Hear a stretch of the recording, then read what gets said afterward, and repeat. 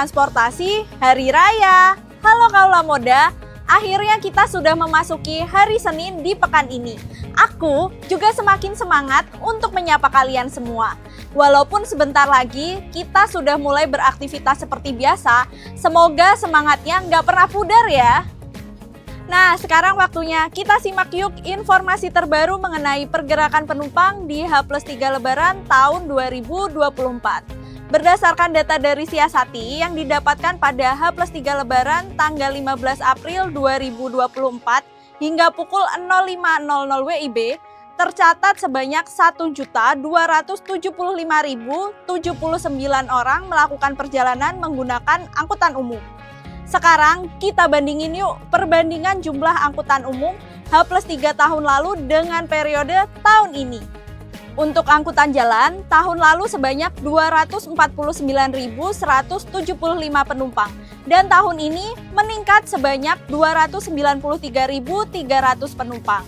Lalu, untuk angkutan ASDP, tahun lalu sebanyak 278.799 penumpang dan tahun ini meningkat sebanyak 361.171 penumpang. Kemudian, untuk angkutan laut, tahun lalu sebanyak 79.634 penumpang dan tahun ini terdapat perubahan sebanyak 76.733 penumpang.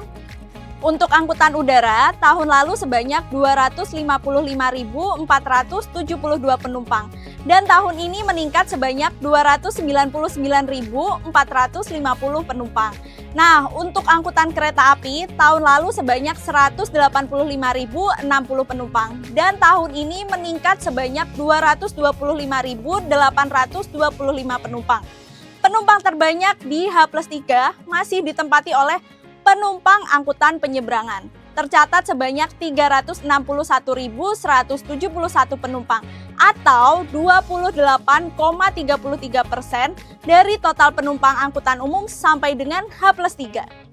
Selanjutnya kita akan beralih ke angkutan pribadi yang melalui Jabodetabek.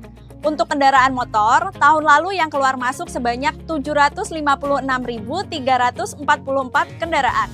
Sedangkan tahun ini sebanyak 876.876 kendaraan. Sementara untuk mobil pribadi, periode tahun lalu yang keluar masuk jalur tol dan arteri sebanyak 538.520 kendaraan.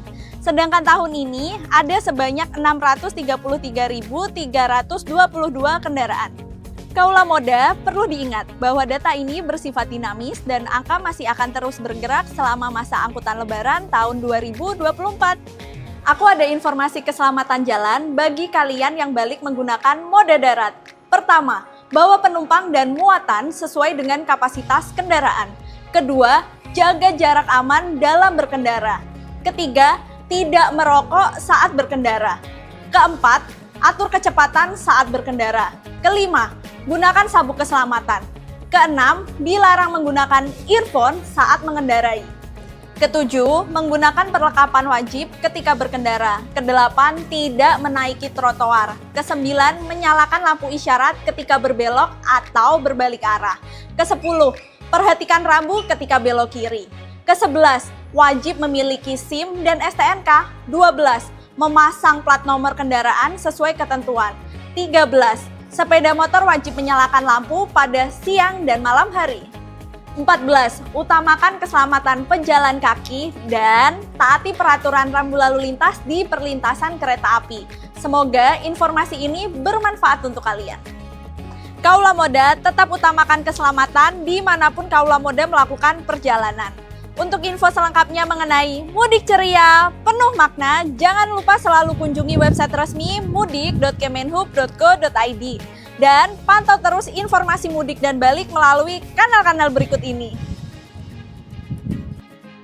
Ketemu lagi di THR besok, see you!